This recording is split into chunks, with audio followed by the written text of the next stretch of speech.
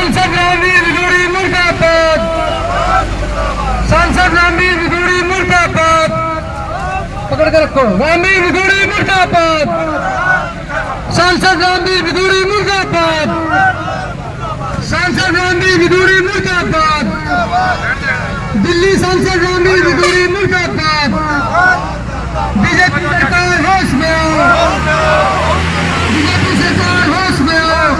BJP के जो सांसद हैं उनकी मानसिकता इतनी गिर चुकी है कि एक तरफ तो वो कहते हैं कि सबका साथ सबका विकास, और दूसरी ओर नए संसद में एक मुस्लिम सांसद को अपमानित करने का काम उनके सांसद विदुड़ी जो है सरेआम एक मुस्लिम सांसद का अपमान करते हैं और उनको आपत्तिजनक शब्दों का इस्तेमाल किया जाता है। उनके साथ उनको कहा जाता है आतंकवादी। चुप रहे कटवे। मोदी साहब सिरे नहीं ले रहे हैं, सिरे ले रहे हैं देश के वैज्ञानिक। ओए बढ़वे, ओए उग्रवादी सिरे ले रहे हैं। ए उग्रवादी बोलने नहीं दूंगा कभी खड़ा होगा, ये बता रहा हूँ। ए उग्रवादी cutaway. True media house news 24 में आपका स्वागत है। आज आम इंसान विकास पार्टी कार्यालय के बाहर जमनपुर चौक पर राष्ट्रीय अध्यक्ष अकील अहमद के नेतृत्व में बीजेपी सांसद रमेश बिदुड़ी का पुतला दहन किया गया और बीजेपी सरकार के खिलाफ प्रदर्शन कर जोरदार नारेबाजी की गई। मौके पर राष्ट्रीय अध्यक्ष अकील अहमद ने बीजेपी सांसद रमेश बिदुड़ी पर आक्रोश जताते हुए कहा कि देश की संसद में ऐसे लोगों के लिए कोई स्थान नहीं है। इस तरह की सोच रखने वाले सांसद को देश की संसद से तुरंत बर्खास्त कर देना चाहिए। मुस्लिम सांसद को भरे सदन में उग्रवादी और आतंकवादी कहा गया और साथ ही कई आपत्तिजनक शब्दों का इस्तेमाल भी किया गया। इससे पता चलता है कि बीजेपी सरकार और उनके लोगों की क्या सोच है। यहां तक कि सांसद बिदुड़ी ने सारी मर्यादाएं पार कर दी। उन्होंने दानिश अली को मुल्ला, उग्रवादी और आतंकवादी तक कह दिया और उनके इस व्यवहार पर भाजपा के तमाम सांसद हंसते रहे। अगर सांसदों के अंदर भाजपा का एक सांसद दूसरी पार्टी के एक मुस्लिम सांसद को उग्रवादी और आतंकवादी कहकर संबोधित कर रहा है तो सांसद के बाहर एक आम मुसलमान की हालत का अंदाज़ा लगाया जा सकता है। अकील अहमद ने कहा कि देश का माहौल जानबूझकर ख़राब किया जा रहा है क्योंकि 2024 के चुनाव नज़दीक है। आपकी क्या है राय, कमेंट भी कीजिएगा, वीडियो को शेयर भी कीजिएगा। अकील अहमद जी, आज आपने पुतला दहन किया, क्या कारण था और किसका पुतला दहन किया आपने? देखिए, हमने आज जो है केंद्र सरकार का पुतला दहन किया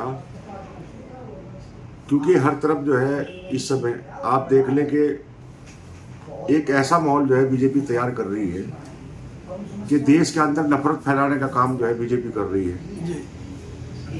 अभी नए सदन के अंदर एक बीजेपी के सांसद रमेश बिदुड़ी ने जिन शब्दों का इस्तेमाल किया, बहुत ही अपमानजनक शब्दों का इस्तेमाल किया गया। एक मुस्लिम सांसद के खिलाफ जिन शब्दों का इस्तेमाल किया वो बहुत ही निंदनीय शब्द है। मैं निंदा करता हूं ऐसे शब्दों की और ऐसे लोगों की जो लोग ऐसी भाषा का इस्तेमाल करते हैं। जो बीजेपी के जो सांसद हैं उन्होंने कहा एक सांसद को मुल्ला, कटवा, चुप हो जा आतंकवादी, वो कटवे, वो मुल्ले। शर्म आनी चाहिए इन लोगों को। जो है इन्होंने इस देश को इतना बदनाम कर दिया कि पूरी दुनिया के अंदर जो है हिंदुस्तान से एक मैसेज जाता है कि ये सभ्यता है सांसदों की।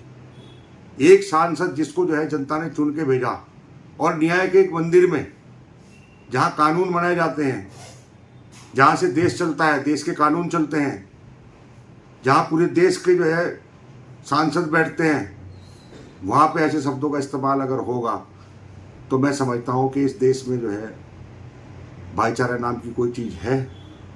ये देश किस तरफ जा रहा जो है? क्या बीजेपी ने अपना एजेंडा यही बना लिया कि मुसलमान को गाली दो, मुसलमान को जलील करो? क्या एक वोट लेने का यही तरीका रहेगा बीजेपी के पास? अरे आप काम करो, आप देश की जनता के लिए जो है ऐसे काम करो जो जनता आपको खुद चुनेगी। अब आपने काम करा नहीं।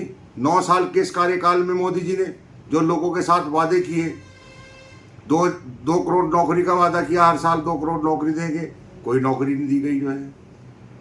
लोगों को कहा कि इस देश के अंदर जो है काला धन इतना है, यहाँ के लोगों के पास विदेशों में जमा है उनका पैसा, वो काला धन आएगा।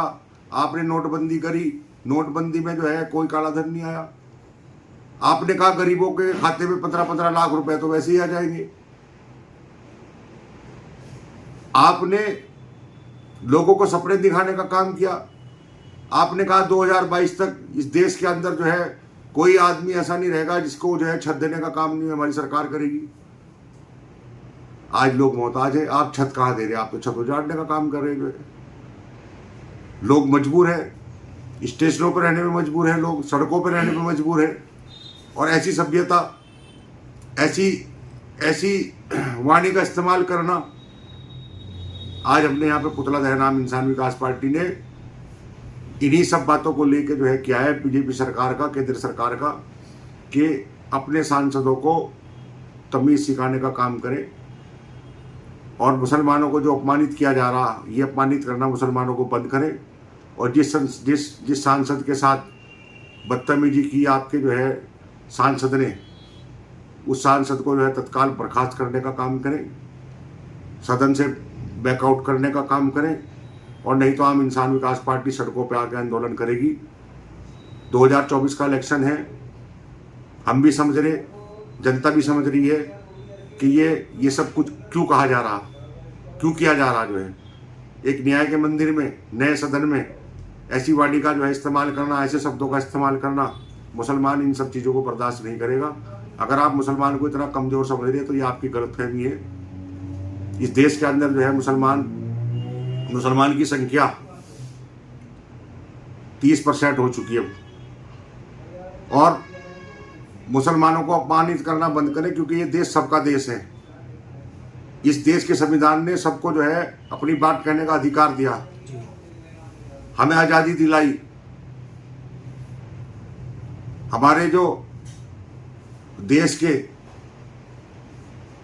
जो वीर शहीद योद्धा, जिन्होंने इस देश को एक करने के लिए सबको साथ लेकर इस देश को आज़ाद कराने का काम किया, उन्होंने सबको आज़ादी दिलाने का काम भी किया। आप मुसलमान को गाली देने का काम करते हैं, मुसलमान को आप आतंकवादी बताने का काम करते हैं। जो लोग देश से पैसा लेके भाग चुके, उनमें एक भी मुसलमान नहीं है जिन्होंने करोड़ों रुपए जो है इस देश को चूना लगाने का काम किया। आपने आज तक उनको अरेस्ट नहीं किया। अगर लिस्ट में मैं गिनाने लग जाऊँ तो कितने नाम निकल के आएंगे। आपने बड़े बड़े लोगों का कर्जा माफ कर दिया, आपने किसानों का कर्जा माफ नहीं किया। किसान आत्महत्या कर रहा है, छोटा व्यापारी डूब रहा है, छोटा व्यापारी के पास रोजगार नहीं है। आपने जीएसटी लगा दी। इस देश को बर्बाद करने का काम भारतीय जनता पार्टी ने किया। आज अगर आपको लग रहा है कि ये देश की जनता आपके विपरीत है, तो ये आपके कर्मों की सजा है, आपको मिलेगी जो है। और 2024 में आपको जनता हराने का काम करेगी। और जनता अब समझ चुकी है कि आपके पास सिर्फ जुमलेबाजी है और इससे अलावा और कुछ नहीं है। और मैं साथ साथ कांग्रेस से भी एक सवाल पूछना चाहता हूँ। जो कांग्रेस मुसलमानों को अपना हितैषी बताती है, मुसलमानों का हितैषी बताती है अपने आप को, आज वो कांग्रेस चुप क्यों है? राहुल गांधी जी हर जगह जाते हैं, हर कार्यक्रम में जाते हैं। मणिपुर के अंदर भी गए। क्या राहुल गांधी जी नूह के अंदर गए? वहाँ 700 से ज़्यादा लोगों के घर तोड़ दिए गए, उन लोगों को प्रताड़ित किया गया, उनको मारा गया, पीटा गया। क्या राहुल गांधी वहाँ पे गए? कांग्रेस भी सिर्फ मुसलमानों को इस्तेमाल करने का काम कर रही है और सिर्फ वोट लेने के नाम पे जो है मुसलमानों को गले लगाने का काम